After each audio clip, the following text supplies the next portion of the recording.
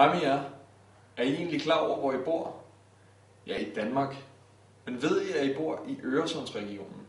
Øresundsregionen består af det østlige Danmark og det sydvestlige Sverige, og der bor næsten 3,7 millioner mennesker. Nogle af jer har måske været på besøg i Sverige, men hvor meget ved I egentlig om jeres naboer på den anden side? Må ikke der sidder en 7. klasse, præcis ligesom jeres, og må ikke de ved og kan en masse ting, som vi kunne lære noget af? Hvad med, at vi stopper med at se det her sted som to lande, der støder op mod hinanden, og begynder at se Øresundsregionen som en samlet metropol, et sted fuld af muligheder? Vi har sat os for at udbrede viden om Øresundsregionen. Det gør vi, fordi vi tror, der er et kæmpe potentiale i mødet mellem danskere og svenskere i alle aldre. Større mangfoldighed giver et federe sted at bo. Vi är säkra på att vi har mycket att dela och berätta för andra. Ett av de bästa sätten att utbyta kunskap och historia med andra är genom filmer. Filma exakt vad ni ska göra. Många filmer. Det er her, I kommer ind i billedet. I er nemlig de absolut bedste til at udføre opgaven. Det er derfor, vi kontakter jer. Ni använder den senaste teknologin och är vana att använda nätet. Det är goda förutsättningar att berätta alla de roliga, användbara och överraskande saker vi inte visste om våra bröder och systrar på andra sidan av sundet. Jeres film skal lægges ud på YouTube. På den måde kan I dele dem med så mange som muligt. Dem, der laver den bedste film, bliver belønnet med den billigste præmie. Her er, hvad I skal gøre. Om lidt skal I afsted over Øresund på den anden side, hvor en 7. klasse ligesom jeres vil tage imod jer. Klassen I besøger har forberedt nogle foredrag og vil fortælle jer alt, hvad der er værd at vide om det sted, de bor. Når I kommer hjem, går der ikke lang tid før, at de skal besøge jer. Og så skal I selvfølgelig også fortælle dem om der, hvor I bor. I skal tænke på jeres egen hverdag. Hvad er det, den indeholder? Og hvad er det, der kunne være interessant at fortælle andre 7. klasser?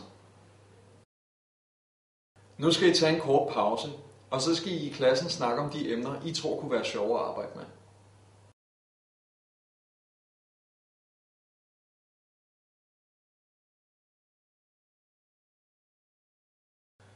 Inden I rejser, er der nogle ting, I skal have styr på.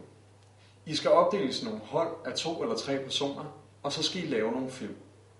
Filmerna ska handla om era bröder och systrar på andra sidan av sundet. Det är en bra idé om ni diskuterar i klassen vad ni vill uppnå med detta projekt. Varje grupp ska hitta på ett ämne som ni vill undersöka. Ämnet kommer att användas som en infallsvinkel för filmen. Det kan for eksempel være musik, og så skal I undersøge svensk musik i forhold til dansk musik. Det kan også være sport, film, heste, sko, hestesko, oste, muslinger, skæg, ål med æg, drengene, pigerne, teknologi osv. osv. osv. Ideen er, at jeres film skal lære os lidt mere om dem og hvad de har at tilbyde. Under er resa över Öresund finns det några filmer ni ska göra. Filmen ska vara baserad på infallsvinkeln som ni har valt. Fase 1 er der, hvor I undersøger det sted, I skal besøge og stiller spørgsmål. I skal lave en film om det, I gerne vil vide, og det, I tror, I ved om jeres naboer. Hvis jeres emne er fodbold, så kan jeres film jo handle om, hvem der er bedst til fodbold. Den kan jo for eksempel handle om, hvor mange gange Sverige og Danmark har spillet mod hinanden. Fas 2 är resfasen. Här ska film handla om resan, tågturen, bussturen, förväntningarna, lunchen, inspektören, förseningen, toaletten, utsikten från bron eller vad ni nu kan komma på. Fase 3 handler om jeres møde med de andre. Når I kommer over på den anden side af sundet, skal I lave en film om jeres nye venner. Her kan I stille de andre spørgsmål og få svar. I kan afprøve nogle af jeres teorier. For eksempel om de går lige så meget op i fodbold, som I gør. I kan måske spille en fodboldkamp mod de andre og filme det. På den måde kan I finde ud af, hvem der er bedst. Fas 4 är utvärderingsfasen. När ni kommer hem ska ni göra en utvärderingsfilm om hela arbetets gång. Vad höll och vad höll inte. Hade ni rätt i de saker ni lärde er om till exempel fotboll? Lärde ni er något nytt? Har er syn på fotboll förändrat sig? Och så vidare. I må også gerne lave mange flere film. Det er idéerne og indholdet, der er det vigtige. Ikke hvor flotte de er, eller hvor lang tid der er blevet brugt på at klippe. Til allersidst vil vi gerne have en film fra jer om projektet her. En film med kritik og ros, der fortæller os lidt om, hvad vi skal ændre til næste gang. Jeres mening er meget vigtig for os. Filmene skal bare kunne optages med jeres mobiler, og så skal de ikke være særlig lange. Måske 2-4 minutter, ellers kan det blive kedeligt for dem, der ser dem.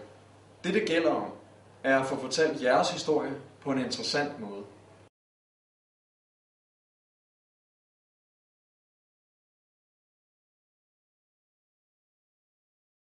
När ni är klara med att filma ska ni klippa filmerna. Det är mycket lätt och er lärare vet vad ni ska göra. När ni äntligen är färdiga med era filmer ska de läggas upp på YouTube. Og så gælder det om at få flest views. I har helt sikkert set en video, fordi en af jeres venner gerne vil vise den til jer. Og det er præcis sådan, folk skal gøre med jeres video. Dem, der klarer sig bedst, vinder den fede præmie. Det är er uppgift att göra en film som folk vill se och visa för sina vänner. Ni kan också berätta om er film för alla de ni känner, via e-post, YouTube och Facebook. Husk, at I selv skal holde et foredrag og fortælle de andre om det sted, hvor I bor, når de besøger jer. Der er sikkert en masse spændende ting, I kan vise dem og fortælle dem, som de kan få en masse fede film ud af. Det er vigtigt, at I forbereder jer rigtig godt. Vi tager den lige en gang til. Først skal I opdeles i nogle hold. 2-3 sammen. Så skal I finde jeres tema. Derefter skal I lave en masse film. Og I skal også lave en evalueringsfilm om forløbet. Filmene skal bare kunne optages med jeres mobiler.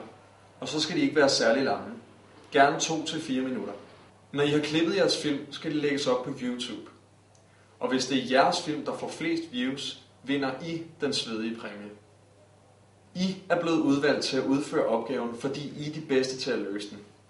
Der er ingen, der kender internettet så godt som I gør, og det er på tide, at de sociale medier, som fylder så stor en del af vores liv, bliver en del af skoleundervisningen.